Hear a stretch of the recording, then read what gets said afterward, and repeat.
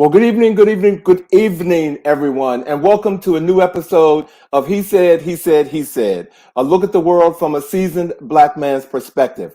I'm your host, Alvin King, and welcome to this June 23rd episode of our show, ladies and gentlemen. I don't know where you are in the world, but where I am, summer was last week and today is fall.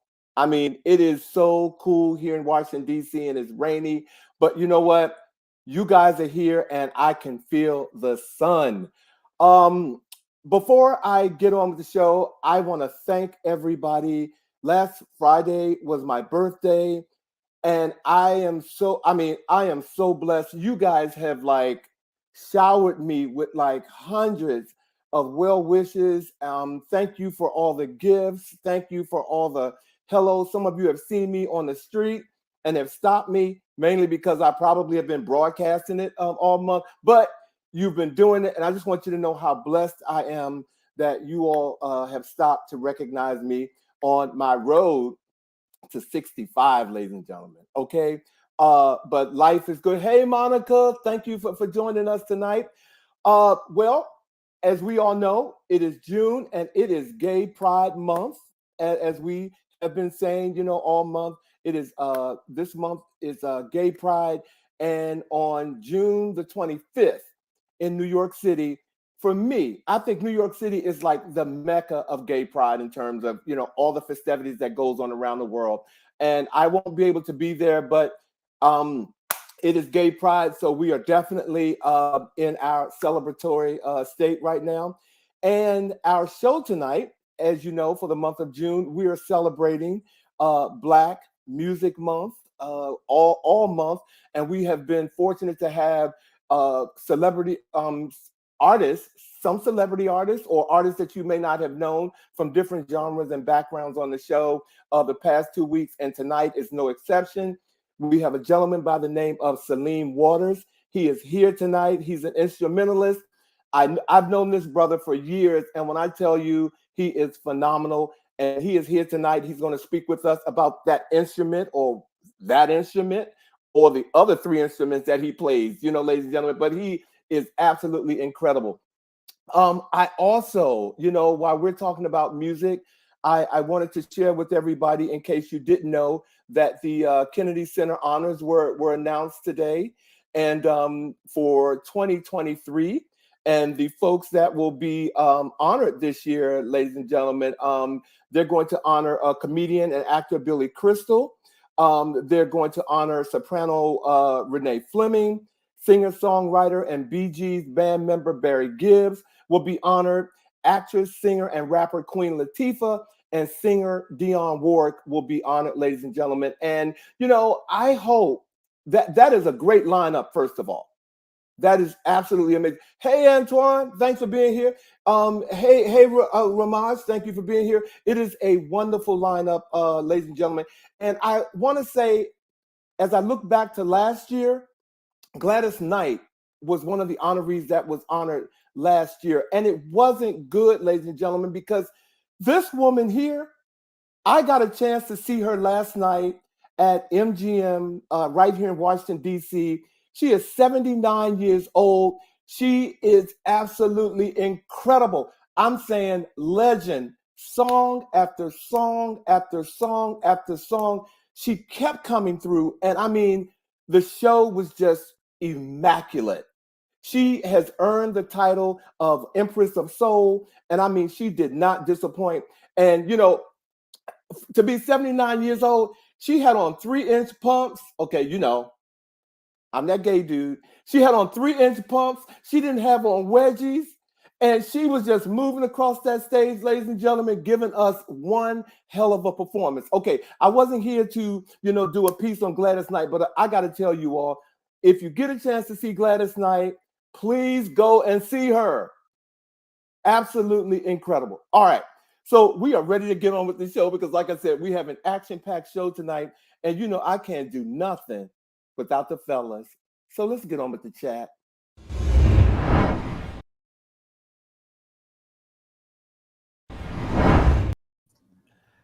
Hey, Hey, y'all. Let me center myself. Can I go? This is better. Okay, I don't know what. Center yourself. Let me center myself. How y'all doing? Hey, what's up? What's up? Happy Friday, TGIF. Happy Friday. Are we giving like the Nick collars today? What's going on? I guess so. Look, little Nick collar thing going. All right, look. Little something. So we could be the Pips. Exactly. That's what it feels like. Only you can come out with that. Okay. But I was not there at the show with you, Alvin, but I did see your social media post that included a video clip, and she sounded wonderful. It's extraordinary. Like as I said to you, she's one of the most distinguishable voices in music. You know Gladys Knight when you hear her. Yes. Yeah, and I did mention that her tribute last year at the Kennedy Center, Yeah. it just wasn't good. But I have to say to the producers, she is a hard act to find somebody to sing her songs. So their job was cut out for them. I haven't found anybody who sings Gladys Knight songs to her justice. Right. No one. And I mean, again, it was an absolutely amazing concert, and she wasn't as fluid as she normally is, you know what I'm saying, because she's getting older. But like I said, she had on 3-inch pumps. She looked good, and she saltered from side to side. It was absolutely amazing. It was good. Sean. Thank you. Hey, Sean. It was really good. Yeah. And I'm going to post one more clip that I've been holding on to after the show. Okay. Of Gladys Knight, because it's long, and I'm that dude who was like this all night. That was you. That But was you me. did it here in front of your face, not up above blocking other people's view. Hopefully not. Oh no, my bestie got us some good seats. I was literally like this. Okay. We were really good. So, but I do have a performance that I'm going to share with you guys on my social media. So you guys look out. I truly can't wait. Excellent. Well, we all just celebrated Juneteenth, and there are still people who are freeing themselves. Akila Davis, who is a race and culture reporter for WTVD in North Carolina, said that growing up, her hair texture was really misunderstood, and her mother would do all kinds of things that we know our mothers would do to our hair. That she would straighten it and do all kinds of things to make it more manageable and to help her fit in. And she really internalized that straight hair was good and natural hair was not. And, getting into marketing and into entertainment and things, she really felt like she had to blend in. She actually had gotten micro dreads, I think 1.5 or 2 years ago, but she kept wearing a wig on air because she thought that it made her look more professional. Well, this Juneteenth, she said, no more, free at last. She took that wig off and started her natural hair journey. And she understood that it took courage and strength, but she hopes to be an inspiration to young women and little girls all over the world to embrace their hair freedom. And she looks beautiful. She looks beautiful. Gorgeous. Exactly. She's gorgeous. But doesn't it say something that, it takes someone to have to free themselves because how society society says that you need to look a certain way to fit Absolutely. in. You can to not be yourself. So good for her. Good for her. That's a feel good story, Vash. Feel good. Right on. Unfortunately, mine is not quite as feel good. That I'm going to follow up with because as Vash was speaking about freedom, the freedom of a 27-year-old in New York City is called into question right now because this gentleman, I don't know if you happen to see the recording artist BB Rexha, 33-year-old BB Rexha was performing in New York City, and all of a sudden she had a phone hurled at her at the conclusion of her concert. A phone was hurled at her. And it was done by this 27-year-old guy, Malvagna is his last name, Nicholas Malvagna, who, according to his statement, he says, I was trying to see if I could hit her with the phone at the end of the show because it would be funny. Well, I struggle to see anything that would be funny. Look at the damage that he did to her by hurling his phone at her. And this is becoming a bit more of a common occurrence at concerts where people are throwing things at performers. But as I said, he's been arrested and charged with assault. And I certainly hope that there will be some serious consequence to pay for such unexplainable immature and inappropriate behavior. Like, what, 27? He should be banned from concert. Like, I have issues, as you might imagine. Well, I'm just like taken completely aback that someone felt like you could throw something that wasn't a rose first, something that had girth to it, that had weight to it, and you're going to throw it and think that it wouldn't hurt them. Why would you even throw a phone? And why is that? What makes that funny? Why would you throw anything? Well, aside from your panties or rose, why would you throw anything at the stage? Exactly. I mean, wait. That's another show. And yes, you are. Well, let me just say this. I'm not going to speak for the one in the green. I have never thrown undergarments at anybody in a concert. You just have to take an extra pair. It was like, don't act like I'm the only one. You may very well be. Come on, live a little, Bobby. Come on. Come on. Somebody out there wants a piece of you. I'm keeping my Calvins. Thank you very much. No, that is absolutely ridiculous, and I hope she recovers well. But that's some bull crap. You know what I'm saying? That's crazy. Well, it's unacceptable. You talked about, you did say you hope that he was banned. Well, my story is kind of a spinoff of yours, because look at us word feeding one another. What's going on? In New Jersey, at a very popular spaghetti restaurant called Nettie's restaurant. Now, I know that this is going to get some of y'all. This very popular house of spaghetti restaurant in New Jersey is making headlines because they have decided children under 10 will no longer be permitted to dine in their restaurant. And, it's causing a lot of people to talk. And I'm ready to talk to those people based on whatever they have to say. But for me, I'm all for it if that's what it takes for you to run an establishment that will allow your guests to have the experience that you want them to have, and not some children running around because their parents don't know how to manage them. Yes. That's really what that's about. Hey, Leslie. Hey, Leslie. It's you. Okay. Hey, you know. Okay, now back to the spaghetti issue.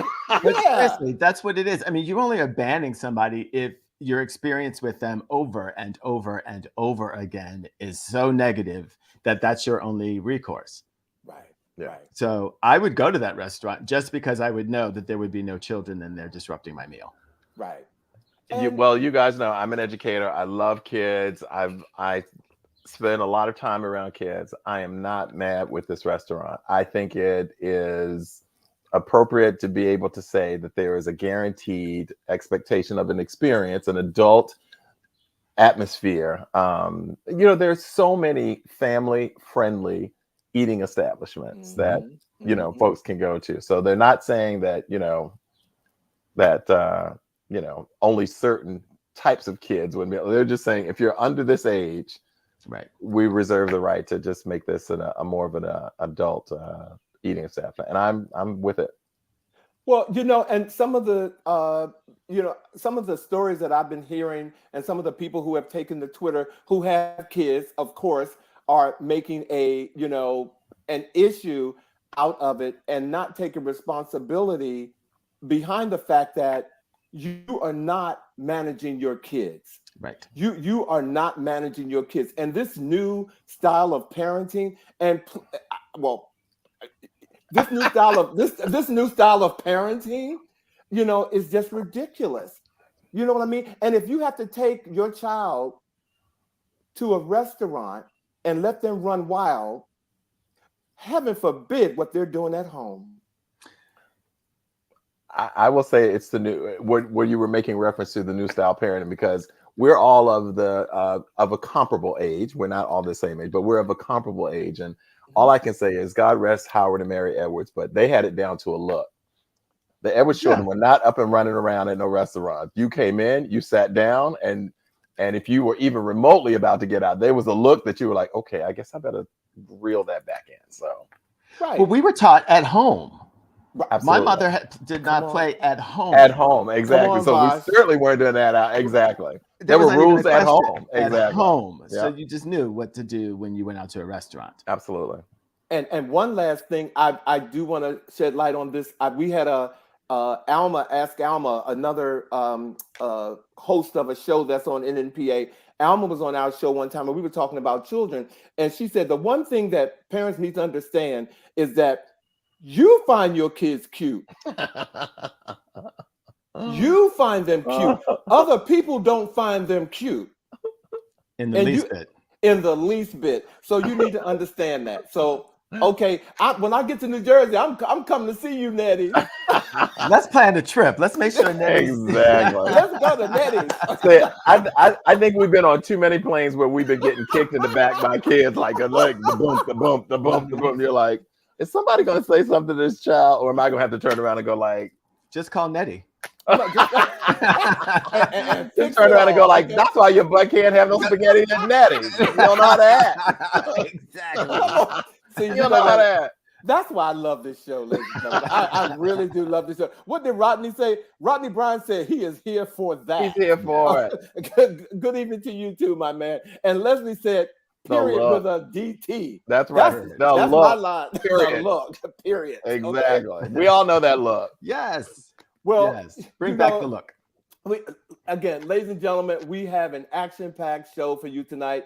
We are so happy to bring another artist to you in honor of Black Music Month.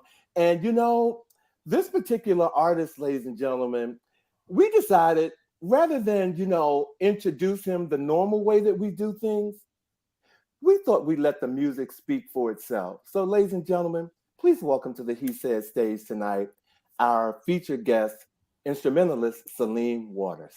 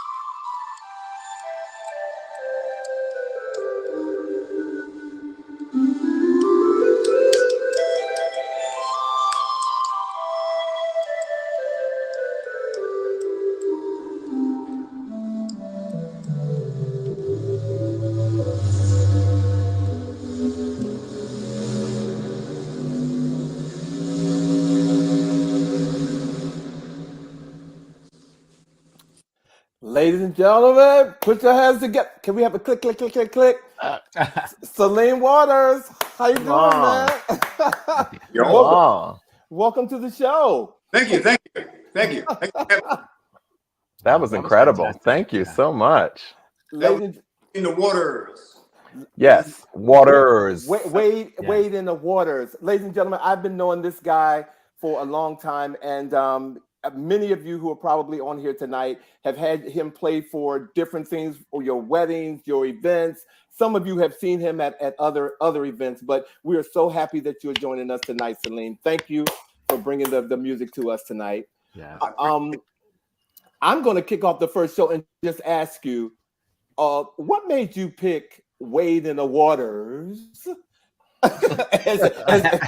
as your opening song for us tonight? Well, first of all, I grew up on, thanks for having me. I grew up in a place called Nanjamore, Maryland, which is on the Potomac River. And we lived on the water. My dad had boats. My uncles were fishermen. And I spent my days on the water, or then I lived near a forest. I was in the woods, playing in the woods. And there were streams that led to the Potomac River. And my mother used to make me go to church, and I didn't like it at all because I wanted to be at home looking at the basketball or hanging with my dad. Heathen. One day I went to church, wading in the water, and I said, "Whoa!" I thought they made a song for me, so I thought it was my song. So now, is your last name Waters also? Your last name is Waters, Yeah. right? Okay. See, look, I've been knowing him for years, and I just write checks. And you know what I'm saying, and I didn't know. So thank you. That's some information I just learned. You didn't know my last name was Waters? Well, like I said, they're stage names because I write checks for models, and sometimes their name is, Spin City, and and you know what? What kind of models are we talking about? As long as they can cash it, go on, okay. Some of them only got one name. Spin. Naomi. Don't even need a last name. Someone wrote me a check, and I didn't get to Industrial Bank and give it cash, and they wrote on the check my name, Wade in the Water. That's hilarious. Okay. I'm assuming you weren't able to cash that check. Oh no, the people at Industrial Bank knew me. They said, "Please, next time check." So they knew. That's what. They were a black bank. You had. Oh, that's funny. I know the family that runs that bank well. Yeah. Yes, they're Howard based too. You know. HU. That's right. You can cash a check made out to like Junebug over that. Thanks, Vash. Y'all better go on with this question. I see a shift. A total shift. So Saleem, where does your musical talent come from? When I was in the elementary school, when you go elementary, you get one teacher. And when I got to the third grade, I walked into the classroom the first day of school, and I said, "Oh my God, who's going to be this year?" And I walked into the room, and the woman who was my teacher looked like Donna Ross. And I said, "Okay," So I never had that kind of feeling before towards a female, at third grade. And so I really wanted to be her friend. So we would talk. I was always telling them music because my uncles, all of them played music, come out, play the guitar and that kind of thing. And I always liked orchestra music. I was always into that. With the cartoons, they had a lot of orchestra stuff. So she says, I like music too. She says, "I'm gonna call your mom." Well, we didn't have a telephone, so she sent my mother a note and said, "I'm going to take your son and a couple other girls to DC to this matinee performance. Do you want to go?" And I said, "Okay." First of all, I never heard the word matinee before and didn't know what it was. I didn't care, So I just wanted to be with, and her name was Mrs. Horn, Miss Horn. Her last name was Horn. And I had the biggest crush on her. So we got in the car, came to DC, and we were at the National Symphony Orchestra, and she had tickets near the orchestra pit and near the clarinet section. So I came home, got the World Book Encyclopedia, and told my mom, I want to learn how to play this instrument because my goal was to impress Miss Horn. And that's how I got into it. Okay. Wow. So there's no one in your family that's musical?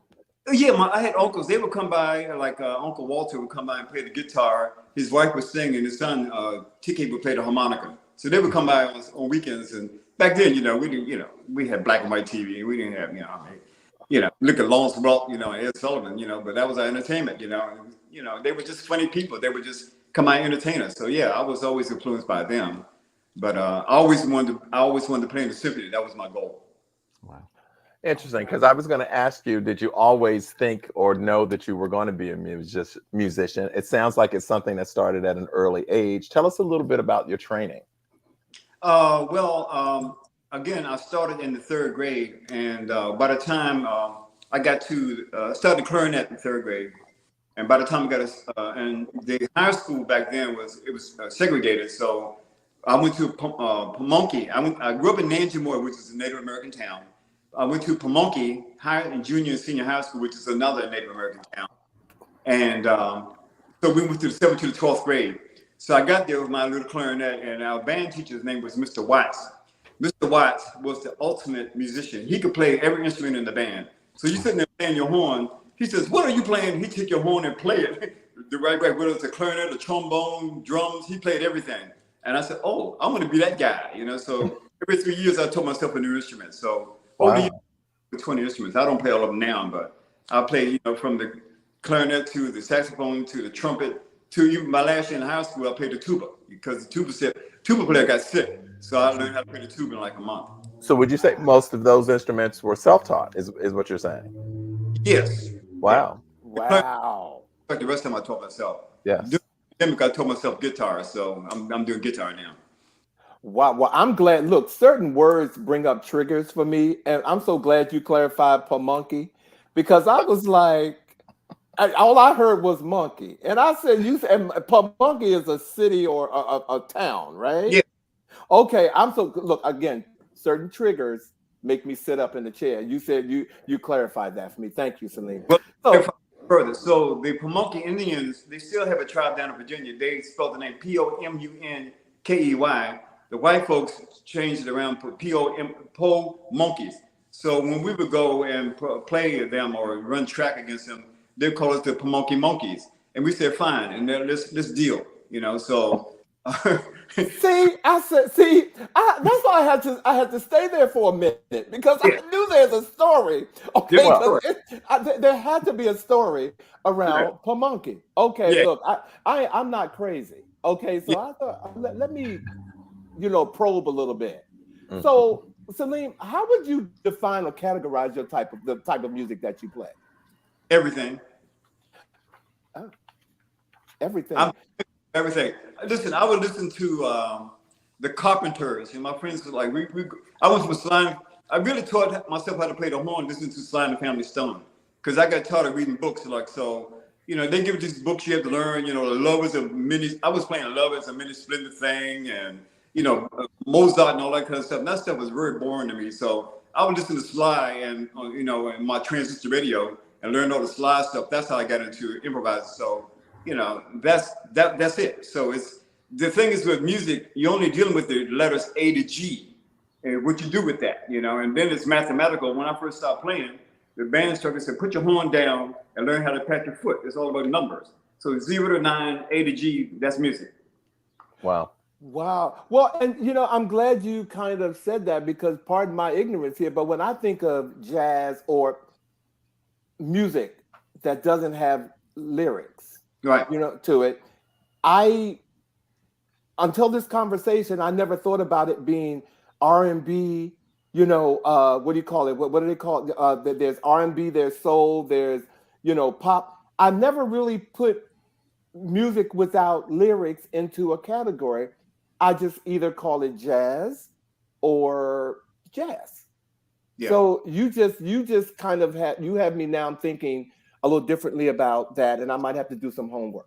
Thank you. It's a conversation. So if you're in an orchestra, and depends on what instrument you're playing, you look at the sheet, and it might have all the notes there, and you might have a 12-bar rest. It might be 4 beats in each bar, and you play your part. Then the next thing you have a rest of eight bars. You don't do anything, and you know so it's a conversation. So jazz is, you know, you improvising. Most of the time you get that you have a theme.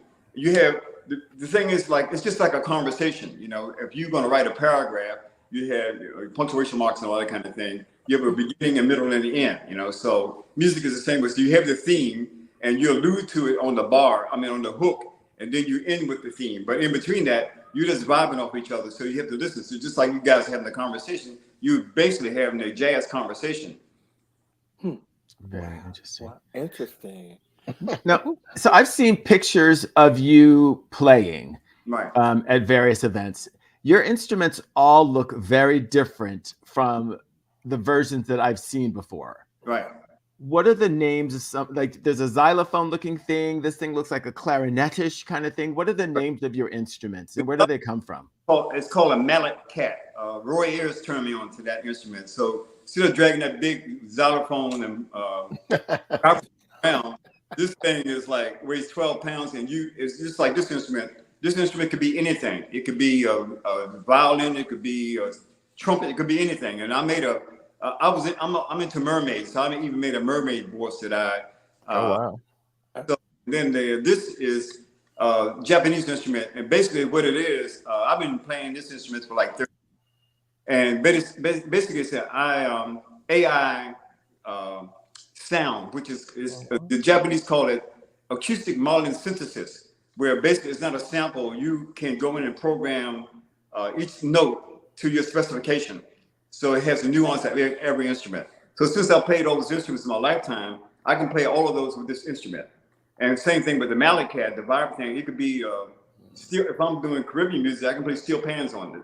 So that's why I play those instruments. And not only that, when I was a kid growing up, I had red hair and freckles, and kids used to tease me, call me Woody Ridpecker and all that kind of stuff. Oh wow! And my dad said, "Listen, there's only one of you in the whole world. You know? Did you know that you could do anything?" I said, "Really?" He said, "Yeah." So I was about 8 years old. He told me that, and I was doing Superman. I got a sheet and tied around my neck and like a cape and jumped off the top of the house. You know? Oh wow! A daredevil. I don't instrumentalist. Okay. Like everybody else. That's it. Yeah. You were not the kid to go to the spaghetti restaurant, clearly. No.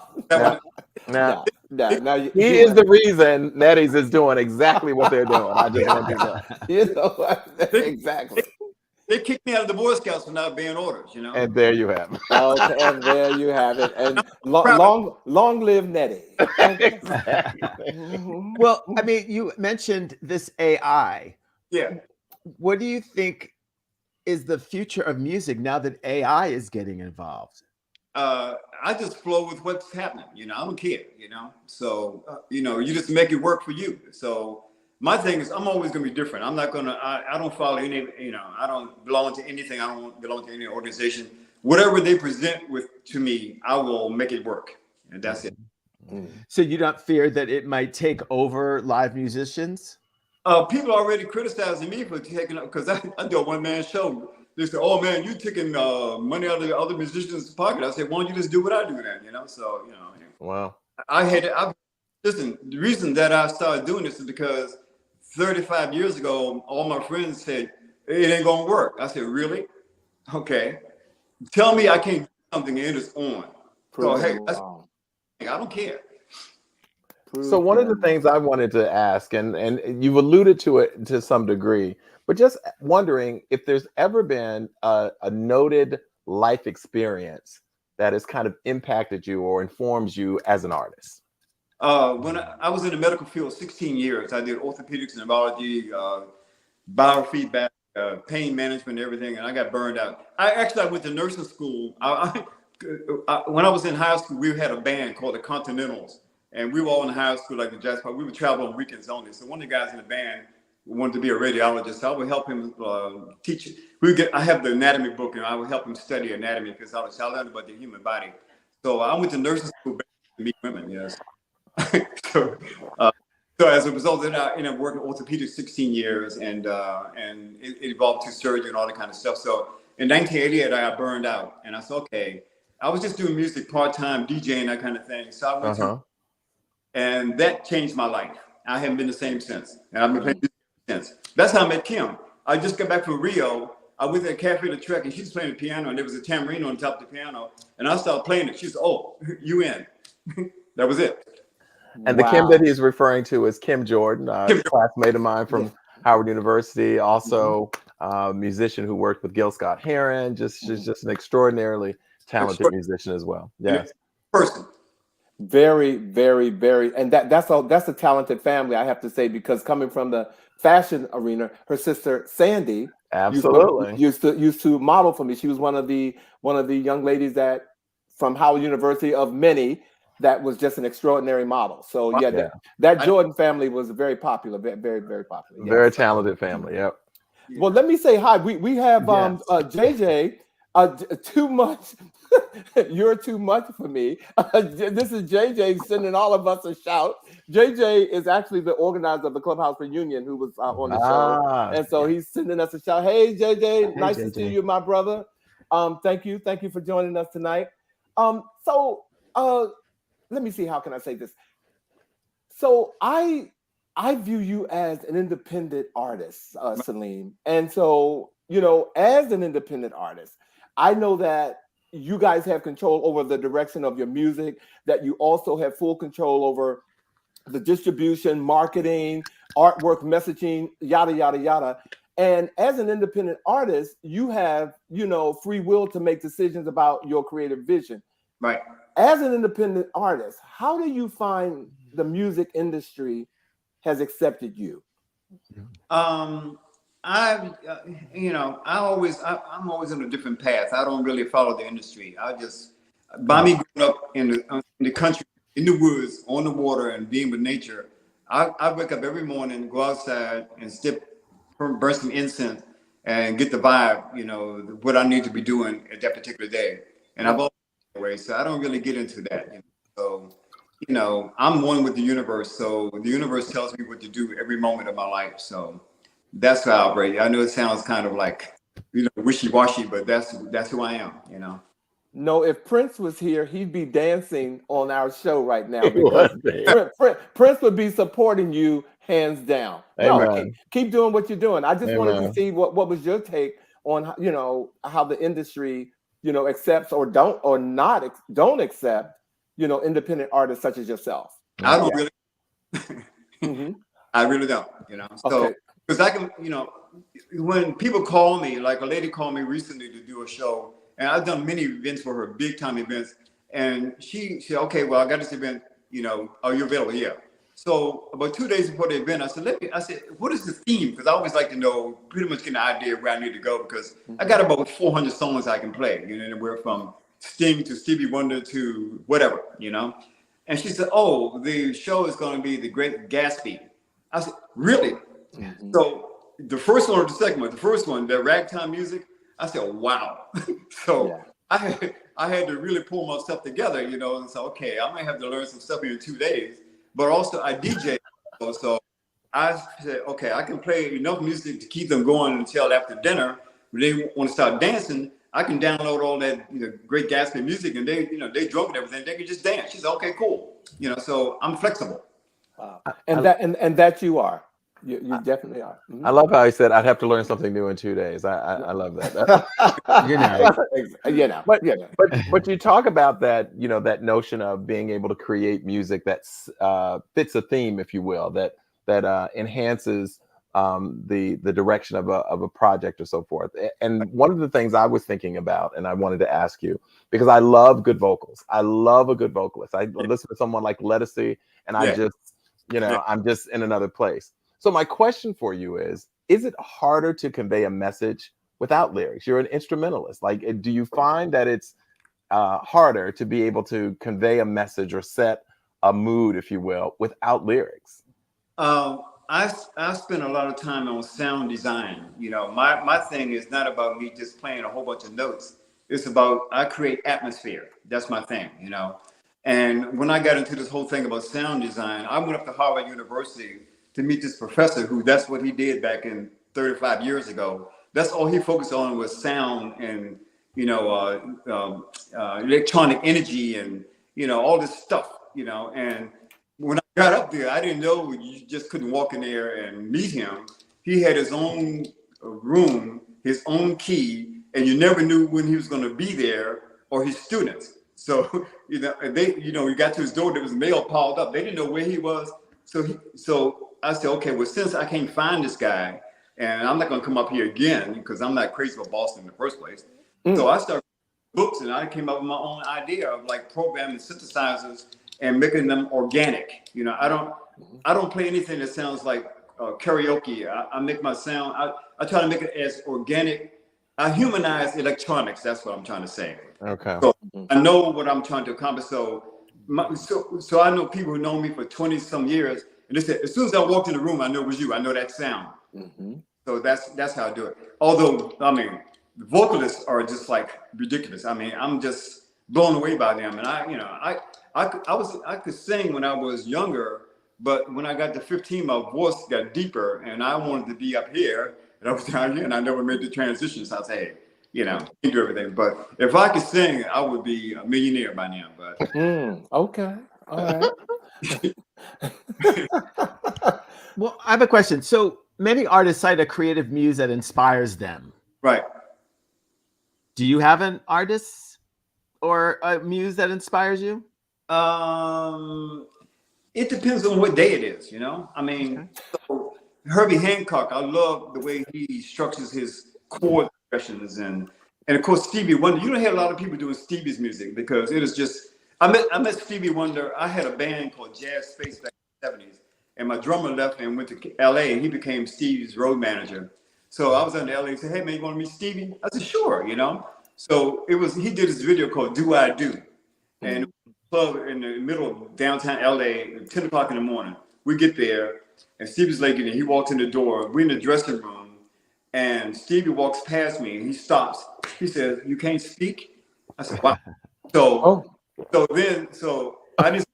So they had these dancers in the room. So he was like playing the keyboards and he was a DJ. They had all these dancers in there. I was saying like, I know that woman. I know that person. So as it turned out, it was like these Soul Train dancers who were there as extras. And then they had a group of, I think, 6 couples that had organized music dance around him. And Stevie kept acting silly and, they said, "Look, cut, let's go back to the dressing room until you get yourself together." He came back in the dressing room. I said, "Excuse me, I'm a friend of Quills from DC. You walked past me and I didn't say a word. How did you know I was sitting in that chair?" That plant right there? I said, "Thank you." So that's my, I feed the birds in the morning. I can throw one seed out there and all of a sudden birds come to everybody. I said, "How the hell y'all know that?" So we're supposed to be the supreme, the master of all beasts. Hey, we ain't got nothing going on, So my thing is I'm a part of nature and I that's my thing. So, it might sound a little esoteric, it might sound a little weird, but it might sound a little hippie. I don't know. Well, no, because Leslie has deemed you a musical magician. There you have it. Okay. Leslie has put it out there and Leslie, I concur. Okay. You really are. And as Bobby mentioned, you played at an event that I produced this week. And I saw, if I could show you all a picture, which I don't have, a picture of the entire backyard. This was an outdoor party. Saleem was up on a deck, and I'm just going to say, he was off to the side in a space. He filled the entire yard with music, and people walked in and they were immediately transformed into the party. Yeah. Wow. Because he just whatever instrument you were playing, it looked like 6 of them that were up there. I have no idea what was going on, but he is a magician. And Leslie, thank you for that, Leslie. I like that. I like that. So Saleem, you have performed in some of the most highly recognized venues in the world. Right. In addition to performing at the Emmys and the Grammys, some of their events. Not the Grammys, Emmys and Oscars. Oh, I'm sorry, the Emmys and Oscars. Thank you, the Emmys and Oscars. And so, if you had to pick a performance that you would consider one of your greatest performances, can you do that and tell us why? Oh, that's a tough one. I would say this, and this is going to be really weird. So I had to do a show at the Kennedy Center, and it was like kids for seniors and adults. And the school that I was working with, the bus didn't pick the kids up; they picked up the seniors. So when it was time for me to perform with the kids, they weren't there. So there was a group of kids from Virginia who all it was about 10 had Down syndrome, and I said, okay. And my brain, I said, look, kids with Down syndrome are like, they locked in. So I gave stickers and everything. And I said, this is the beat. And we did that performance. Everybody thought that they were with my group, So it worked. That's incredible.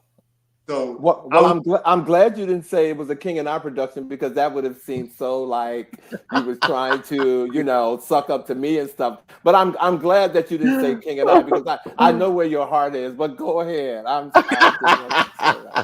King and I, Kennedy Center. I can see how they could be, you know, Yeah, I played at the Lincoln Jazz Center, and the Emmy and Oscar Awards. I played at this event called the Tree of Life Awards. Emmys and Oscars on Sunday. The Tree of Life Awards is a part of that, but it's like they honor all the blacks in the business on Saturday night. So I played for every the writers, the producers, the camera people. You know, anywhere from Denzel to Holly Berry to Erykah Badu. Erykah Badu's son was about 2 years old. I met him doing the show after I played. Her son came to sit on my lap the whole time. I said, I got him, you know. So, you know, I've met everybody, you know.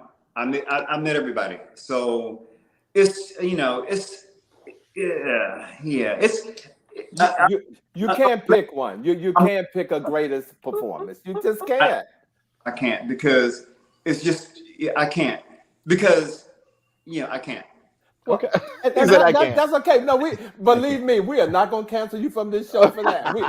Look, we understand because you know when you're good, you're good. So you're good. So you're good. You're good. Oh yeah, King and I, one of those shows that was great. I can't remember. I mean, that's the answer. You mentioned meeting Erykah Badu's son at the age of 2, and I'm assuming that was her son named 7. So I was sitting here going like, he met 7 at 2. But anyway, but Alvin mentioned at the beginning of the show that it is Black Music Month. And so I'm curious, what does Black Music Month mean to you? And do you have a take on what the state of Black music is today? There's some young folks who are doing some good things, but most of the time, the radio, I can't listen to this stuff that and it's like, you know, I have young men come to me and say, okay, you know, I want you to work with me. And I said, okay. And they said, well, you're too musical, you know, so they want a repetitive beat. You're too musical. Yeah. So they don't understand the beginning, the middle, and end. And some of this, you know, I was in an Uber one day and this young guy had a song on, and it was like, I don't know, it was really raunchy, you know, so, and it was loud, you know, so I said, okay. I said, I said, I don't want to offend you, but, you know, what I just listened to was like really not good. I said, did your parents listen to Earth, Wind and Fire and people like that? He said, yeah. I said, yeah, because when we grew up in Motown, most of the songs were like 3 minutes and 30 seconds. Mm-hmm. You could meet a woman, break up with her, and get back with her in 3 minutes and 30 seconds. Stop it. Resolution. In that story, yes, there's a story. Yeah. So you fall in love, you get your heart broken, there's a story. Exactly. The Delphonics, you know, girlfriend, and you know, we started on the phone at 10 o'clock. About 2 o'clock in the morning, we broke up at 4 o'clock. We're back together again. You know. So that's the state. So wait a minute. So I just want to make sure that I heard this right. So Black music, but so you are equating Black music to, or am I hearing you say to the state of Black music to a relationship? Is that no? What? I'm saying that Black music, you know, everything came out of Africa. So you see the banjo that came out of Africa. If you go to Mali, if you go to the desert, they have this concert every year in the desert in North Africa. And you go there, and these guys from Mali are playing the blues on a 3-string instrument, you know. And it's just when you look at that. When I do instructions to kids, you know, I tell them like, you know, the piano, you know, they dug a hole in the ground and put some boards on top of it and made a sound, that kind of thing. So if you understand what your roots are, Black music is music. You know, music is music. I don't really get into black or white music. I play with music from India. I play with flamenco dancers, you know, I mean, I played with everybody, and it's all good. I Korean group, and I played the Korean national anthem, and they thought, look, what, what, you know, how did you know that? And it's a very song. It's like, oh, I can't play it. Anyway, gotcha. It's universal. Okay, I gotcha. Mm-hmm. I mean, so I don't care. You know, I'm colorblind when it comes to that stuff, you know, because I know what my mission is, and I'm cool with it. You know, I'm cool with who I am and what I do, you know, so I don't get caught up in race, religion, none of that stuff, because it's a waste of my time. I got you. Okay. Yeah. Thank you. I hope it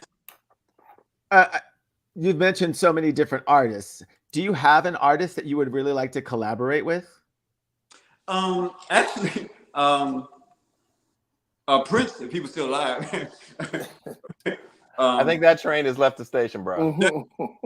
Yeah, Herbie Hancock probably. I just love what he does. He's just so incredibly talented. You know, I mean, he's you don't know how incredible his music is until you try to play it. You know, I did a show at Blues Alley with my band, you know, and I played Maiden Voyage, which is one of my favorite tunes.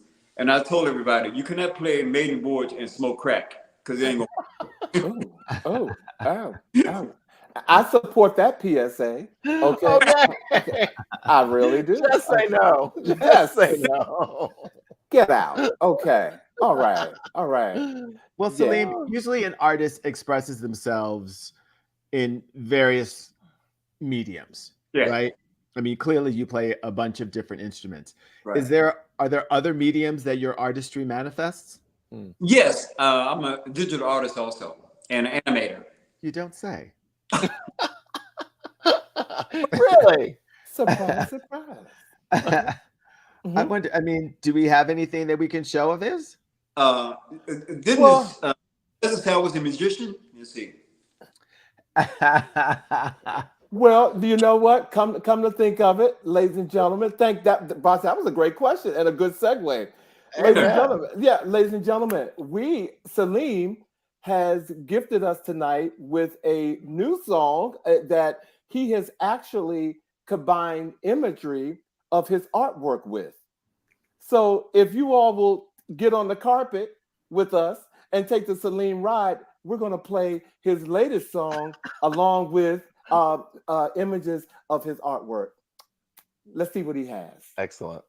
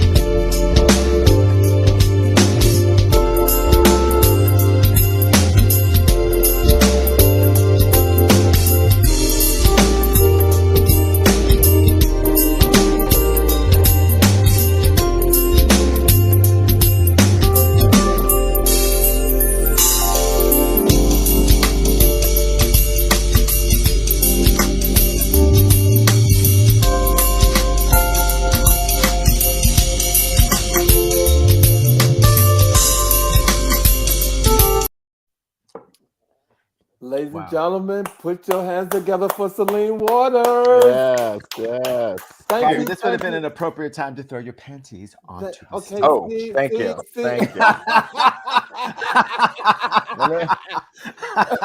Can I just lift a red cup? How's that? Lift the cup. Beautiful, Okay. beautiful artwork, Saleem. Thank you. Thank you. So, Saleem, real quick, what is the name of the song? Oh, Sunday Sunset.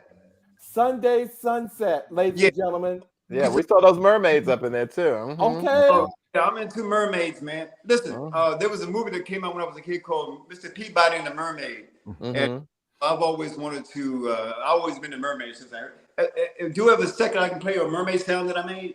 Well, no, hold on for a second. Well, you know what? Go ahead and play that because we're about to sign off, but we're gonna let you play that. We gotta hear the mermaid sound. Yeah, we gotta hear the mermaid sound.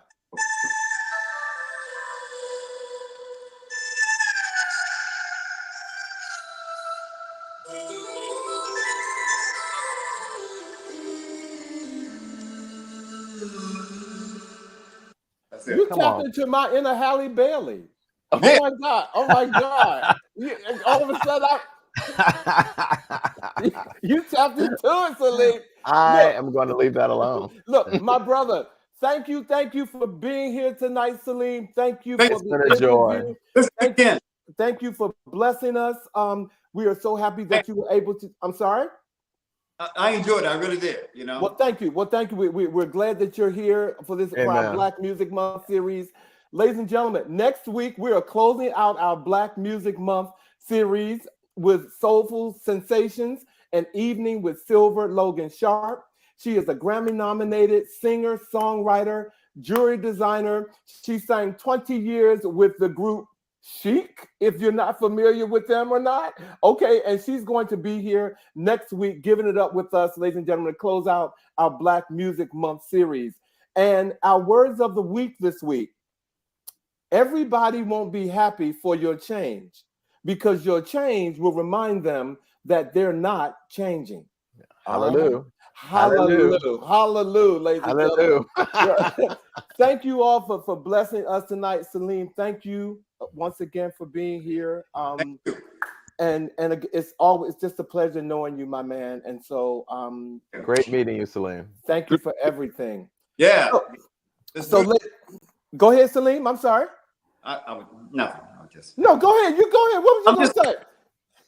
Go ahead. So, just give it to us. Just think positive thoughts. No negativity, all positive, you know?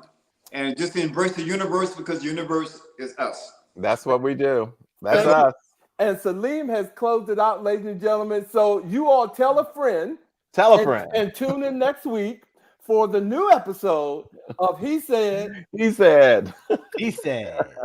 We'll see you all next week. Be safe, everybody. Thanks, everybody. Have a great weekend. Thank you, Saleem.